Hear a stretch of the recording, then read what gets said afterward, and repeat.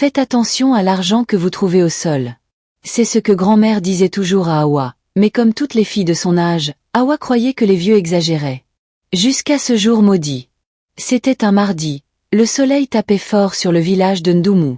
Hawa revenait de l'école, les pieds pleins de poussière, son sac usé pendant sur une épaule. Elle n'avait rien mangé depuis le matin, et son ventre criait famine.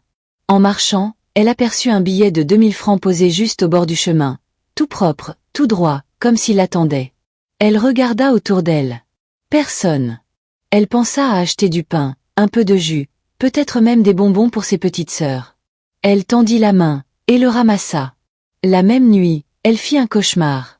Une vieille femme sans yeux, habillée d'un pagne rouge sang, lui murmurait à l'oreille. Ce qui est au sol appartient à la terre. Et ce qui appartient à la terre doit être rendu, ou payé. Hawa se réveilla en sueur.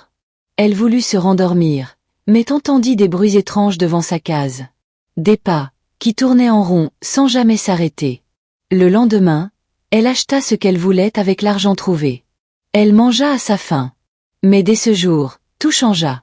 Sa petite sœur tomba malade. Son père perdit subitement la vue.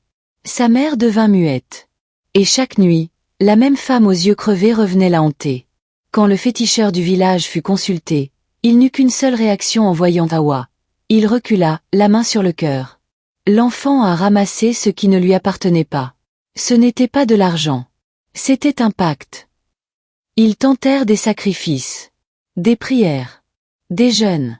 Mais rien n'y fit. La malédiction s'était installée. 3 jours plus tard, Hawa disparut. Sa sandale fut retrouvée exactement à l'endroit où elle avait ramassé l'argent. Depuis ce jour, les anciens du village racontent aux enfants cette histoire, comme un avertissement. Alors retiens ceci, ne touche jamais à l'argent trouvé au sol. En Afrique, certaines richesses portent le visage de la mort. Cette histoire t'a touché? Alors abonne-toi à Africa Story pour que nos mémoires ne meurent jamais. Chaque like, chaque commentaire, c'est une parole d'ancêtre qui revient à la vie.